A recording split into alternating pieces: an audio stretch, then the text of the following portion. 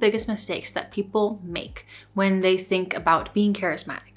They think that that means that they have to be this like super interesting person all the time, be super extroverted, be telling jokes and all these cool stories and have all these cool things to share about their travels to Japan or whatever. Try to make people interested in them. But it's actually the opposite. Remember, if you can make people feel good in their presence, you will be remembered. So the goal instead is to try to be interested, not interesting. You don't need to talk about yourself that much to be charismatic and alluring. And realizing this as an introvert myself, this was a huge aha moment for me. It was a very freeing moment for me.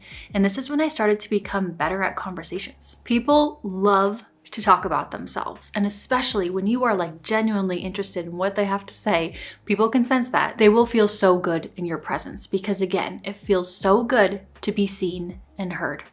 Everybody craves that. If you can make someone feel seen and heard, you will be special to them. Stop trying to become interesting and simply become genuinely interested in the other person.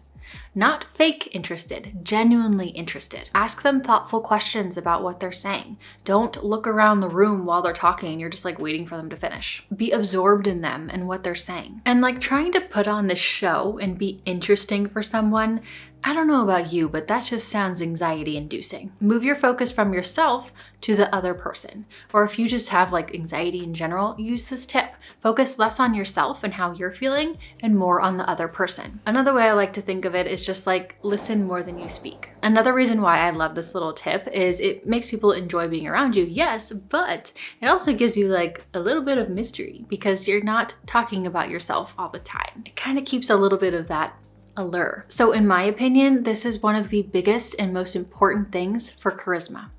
Be genuinely interested in the other person and make them feel seen and heard.